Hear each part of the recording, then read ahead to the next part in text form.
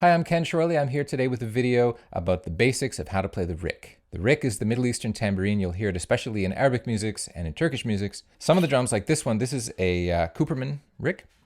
They are fairly heavy instruments. So how do you hold it properly? How do you bear the weight of the instrument? What I do is bend at the elbow and hold your hand in a C position. Set the frame of the drum sort of between two sets of jingles. Set the frame of the drum on the outer part of your hand, and then your thumb, I'll turn this around so you can see the thumb is actually resting, holding that set of jingles. The index finger is just going along the edge of the drum, not to dampen it, just to hold it in place. That's the holding position for what's sometimes called cabaret style. With your dominant hand, the full length of the index finger is used right at the edge of the drum to play dum, which is the low tone. This is a bouncing stroke. You use a slight wrist curve and then launch that index finger into the head of the drum to play dum. This is a bounce. Just let it make contact and bounce off. This is dum. To play tek, you need the pad of the ring finger, and you also do a slight curving motion to wind up, and then bounce that ring finger off the very edge for tek. Dum and tek. So the special sound that you get with the riqq and with other jingled instruments is obviously the sound of these jingles. The ring finger of both hands is used to play jingles. So tek, you could think of this as tick, tek when it's on the head of the drum, tick when it's on the jingles, and ka with your supporting head. So tick ka, ticka ticka, tek ka. So in this style, your supporting hand, which is for me my left hand, so that's the hand that I'm holding the instrument in, that ring finger only ever plays on the jingle.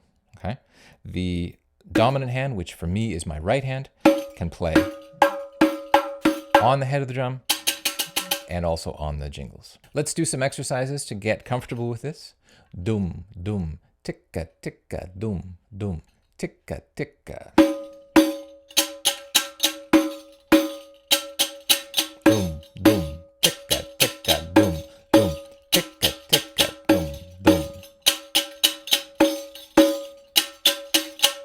Now you'll notice that I'm holding the drum vertically, and when I do that, these other jingles sort of resonate freely. If you want a sound that has less jingle in it, tilt the drum slightly forward, and you'll hear much less extra jingle sound.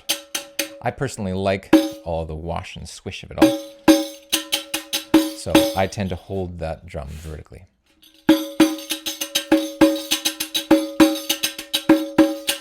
Let's do combinations that use dum and tek. So dum, tek, tek, ticka, ticka. Okay, it's a 4-beat pattern. 1, 2, 3. Then the 4th beat is on the jingles. Dum, tek, tek, ticka, ticka, dum, tek, tek, ticka, ticka, dum, tek, tek.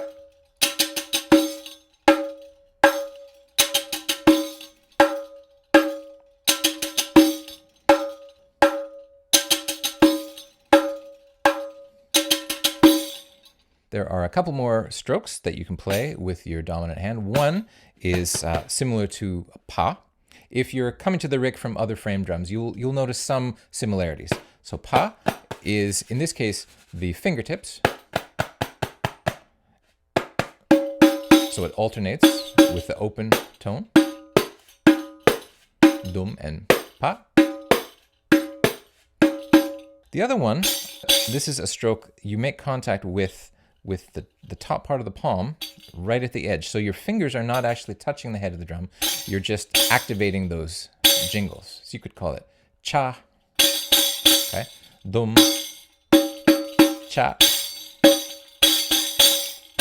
and then pa with the fingertips. And also with pa, if you want a bit of jingle buzz, keep it vertical. If you want to have a very clean sounding pa, tilt the drum slightly away from you, and you'll get a very dry pa. Okay, let's play a traditional rhythm. This is maksum. This is an Arabic dance rhythm. And the basic pattern is dum tek, tek, dum, tek. 1 and 2 and 3 and 4. Dum tek, tek, dum, tek. So the whole basic pattern is played with the dominant hand. Dum tek, tek, dum, tek.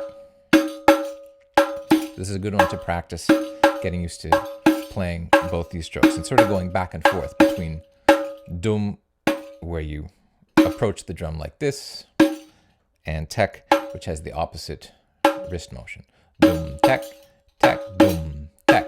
Dum, tek, tek, dum, tek.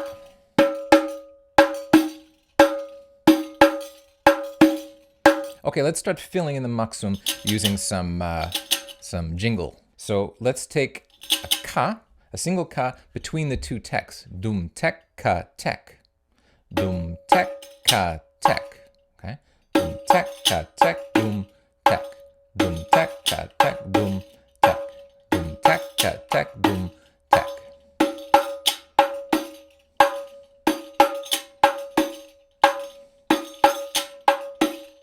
Now that doesn't quite have the right character, so let's turn that single ka into a tikka.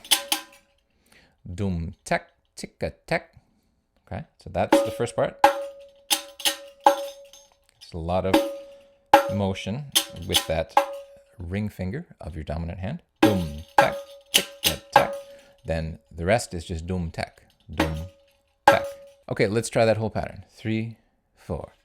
Dum, tek, tikka, tek, dum, tek. Dum, tek, tikka, tek, dum. That's sort of half time. Let's do it a bit more up to the right speed. Dum, tek, tikka, tek, dum, tek. Dum, tek, tikka, tek, dum, tek.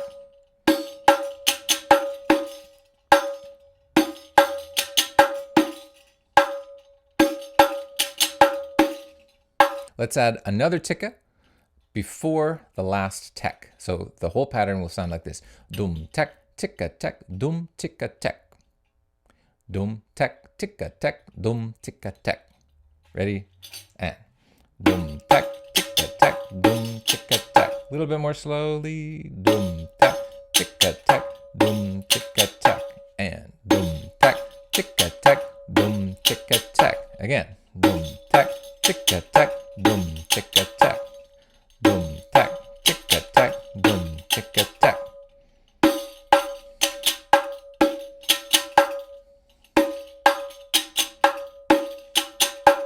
Okay, and if we want to really close the circle, we add one more tikka at the end of the pattern, which goes right back into the beginning. Dum, tek, tikka, tek, dum, tikka, tek, tikka. It's a lot of tikka, okay? Dum, tek, tikka, tek, dum, tikka, tek, tikka. Keep it slow while we're learning it. Dum, tek, tikka, tek, dum, tikka, tek, tikka.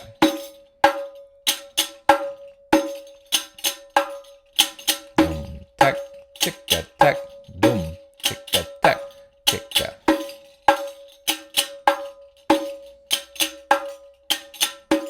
At that very slow speed, it doesn't quite have the right feel, but if I speed it up, you'll probably recognize this one.